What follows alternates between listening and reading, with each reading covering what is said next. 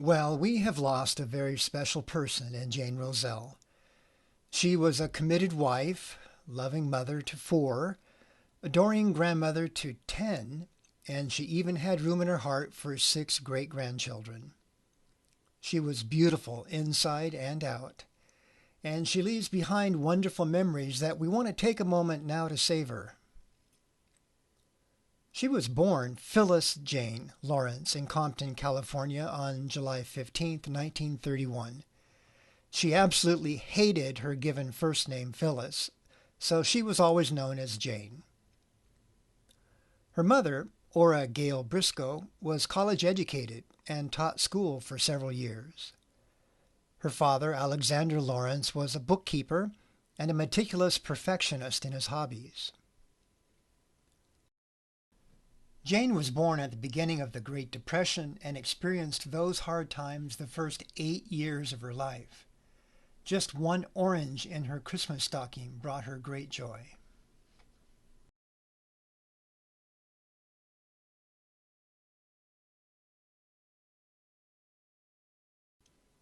Then, when she was in 5th grade, the Japanese bombed Pearl Harbor and our country joined in World War II. This is her 9th grade picture, which was when the war ended and she began to experience a more normal life.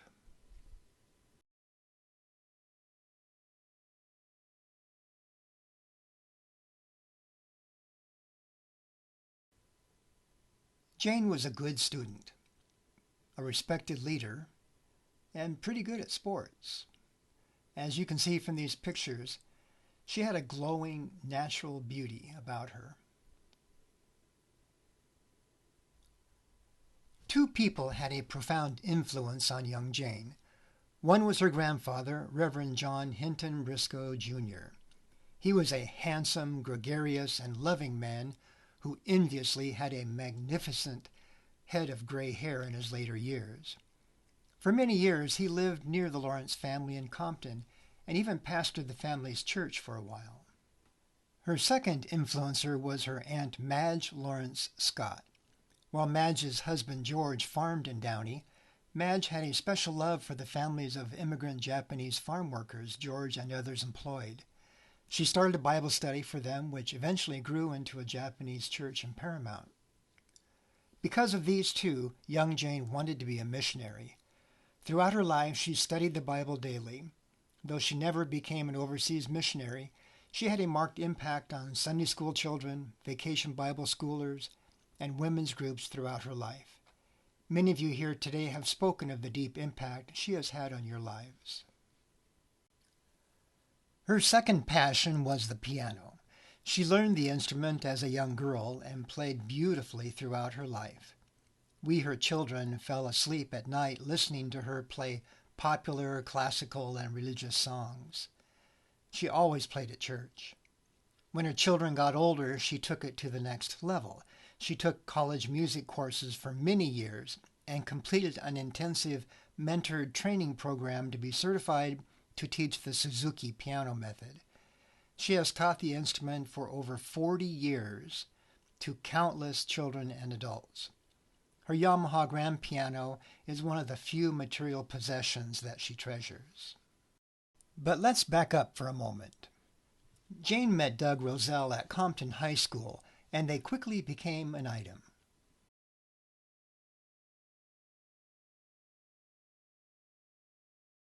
And things progressed. Pretty soon they were meeting each other's parents. Soon they were getting their marriage license. And on January 29th, 1950, they gathered their family and friends to their Compton church and pledged their marriage vows. Grandpa Briscoe performed the ceremony. Siblings and cousins stood up with them. There was cake, the throwing of rice, and a quick getaway over the back fence to a honeymoon in Santa Barbara. Let me help you with the math. That means they were married over 72 years. As they vowed, for better and for worse, for richer and for poorer, in sickness and in health, Doug and Jane have committed to each other for more than 7 decades.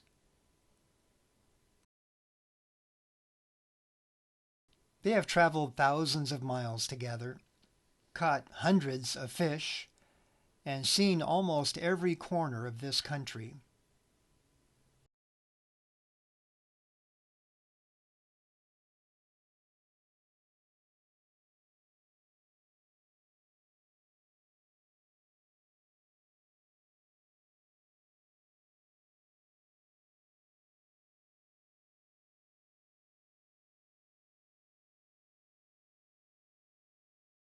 Back in 1950, their first home was a small apartment in San Francisco while Doug attended the University of San Francisco on a baseball scholarship. There, Jane gave birth to her first child, Kent. After Doug graduated, they moved back to Southern California and lived in Signal Hill. Then they moved to Paramount, and then to Long Beach. In 1964, they moved to their current home in Cyprus, where they have lived for 58 years.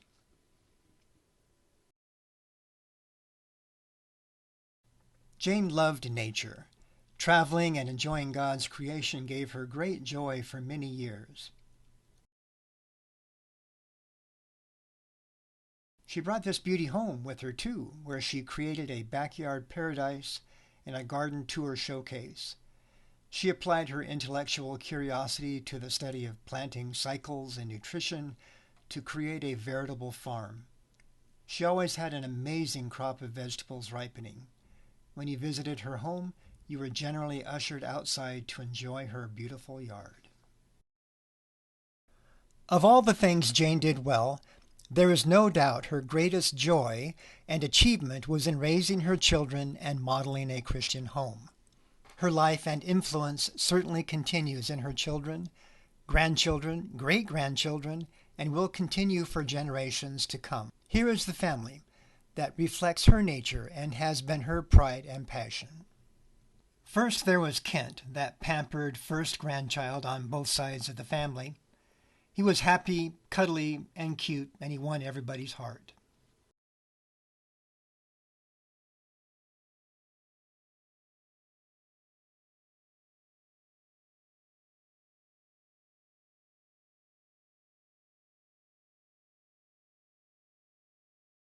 Two years later, Mark was born.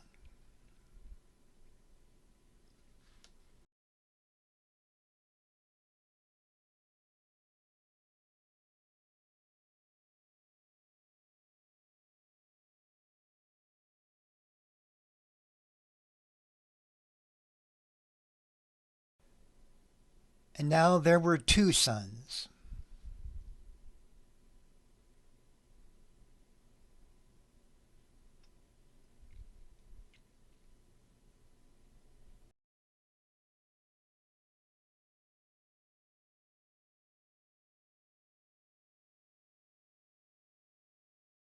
In 1955, we got a Christmas gift, Nancy, the joy of our lives.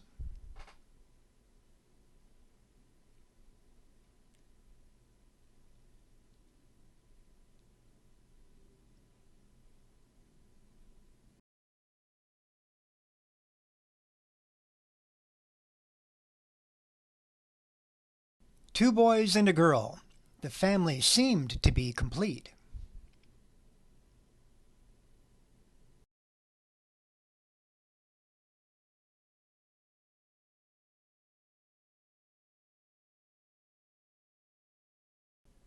And then, after a 9-year pause, Roy was born in the summer of 1964.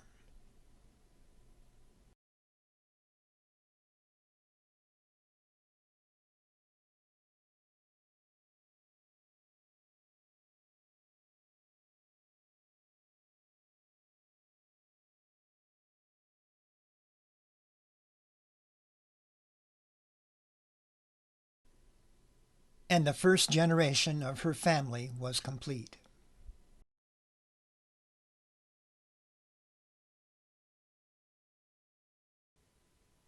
It didn't take long for the next generation to start. John was born less than a month after her 42nd birthday. And then they kept coming, one blonde grandchild after another. She was a great, wonderful grandmother. She loved them, supported them, played with them, and cheered them in all their achievements.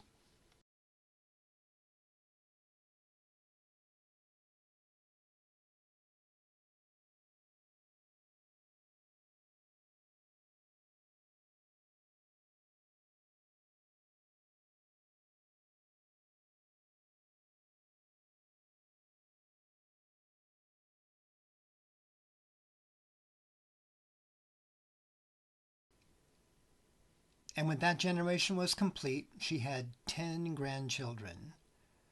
Kent's 4, Mark's 2 boys, Nancy's 2 girls,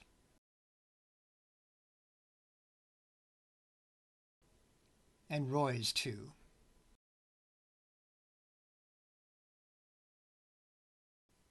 But the family will keep growing, of course. There's already 6 great-grandchildren, and no doubt more to come. Mom enjoyed 90 wonderful years to pursue her passions, enjoy her family, and serve her Lord.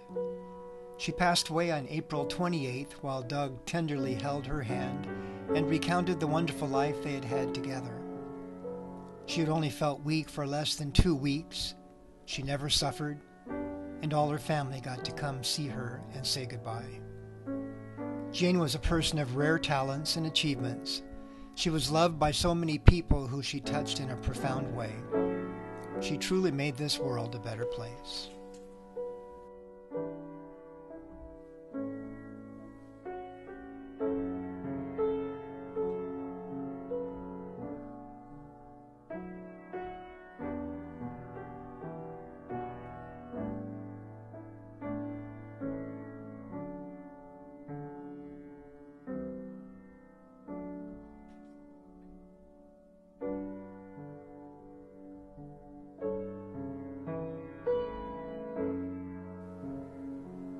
Goodbye, Mom.